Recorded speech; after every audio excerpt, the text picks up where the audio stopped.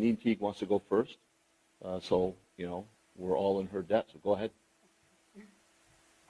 Thank you for coming out to hear from survivors whose voices have been silenced for decades. My name is Janene Tague, and I was a resident at Vista Maria from September 2007 to July 2008. I was 15 years old when I was placed there, and I turned 16 the day I was transferred to another facility. Vista Maria could not provide the proper care for my diagnosis, so once I completed their program, I was moved elsewhere.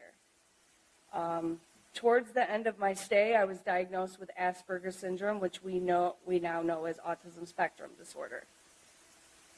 This diagnosis came after my mom raised concerns about the severe side effects I was experiencing from medication changes and the constant distress I was in.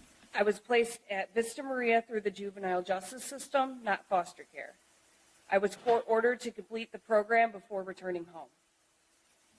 I was a teenager with undiagnosed autism, overwhelmed by school, struggling socially and emotionally, and using substances like THC to cope. My mom spent years taking me from doctor to doctor, desperately trying to find answers. She felt like she was screaming into the void. At 14 years old, I was arrested for third-degree retail fraud after stealing makeup with friends. I went to court. My mom tried to explain my lifelong struggles and her ongoing attempts to get me properly diagnosed. Instead of receiving community-based treatment, I was sent away. Vista Maria presented itself as a healing campus. The brochures made it look like a supportive environment where girls could walk freely, go to school, participate in activities, and heal.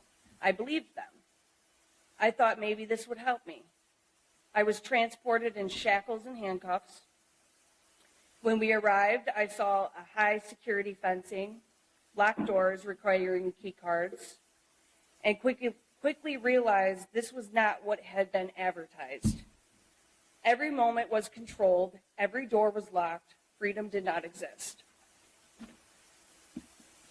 Within weeks, my medication was changed. My ADHD diagnosis was switched to bipolar disorder, and I was placed on heavy antipsychotics and antidepressants that caused hallucinations, psychoses, and suicidal thoughts.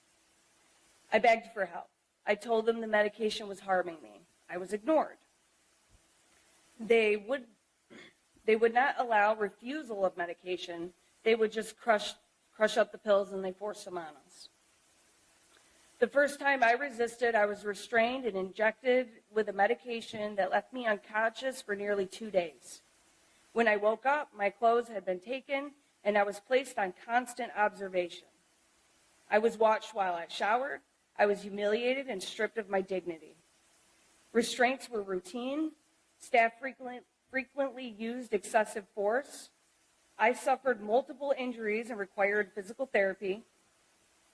I had staff place their knees onto my back despite documented injuries. Children were restrained until they could barely breathe. We screamed for help. We were told if we could scream, we could breathe, which is medically false. After these restraints, many of us had broken blood vessels in our faces and our eyes. These are signs of lack of oxygen. We were being suffocated during these restraints. I personally experienced approximately 150 physical restraints and about 60 forcible injections in just 8 months. Violence was normalized.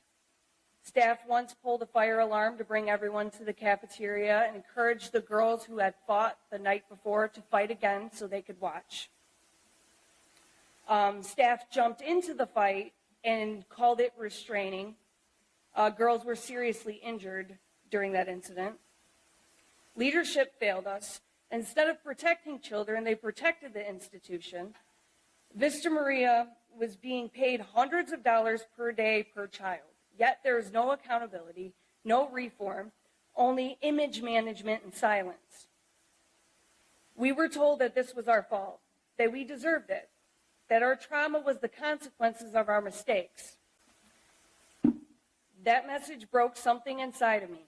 When I left, I was not healed. I was conditioned, I was terrified, and I was traumatized.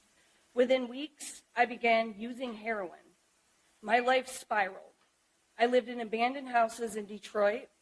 I became addicted to fentanyl.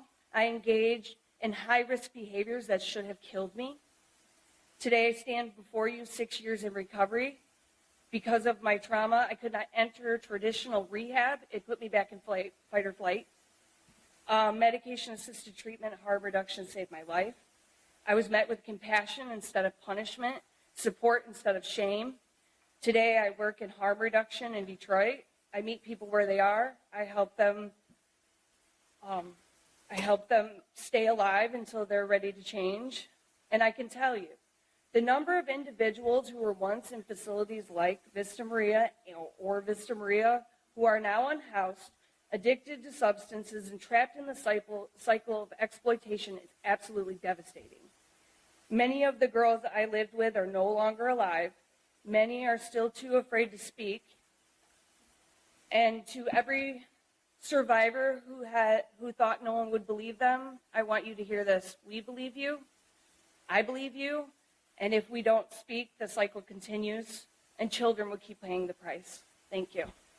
I'm very, very proud of you for saying that. There's one more thing I want to say based on what Janene said. Obviously, you're going to see a common thread with these girls. And the common thread will be that there's an underbelly in society that unfortunately exists on dealing with youth that have either been abandoned, don't have parents to take care of them, and they're thrown into a system. They're thrown into like a meat grinder of a system. And I just want to condition you for what you're going to hear from these other girls, but that's essentially what she's describing as she was part of the underbelly. It's really unfortunate. So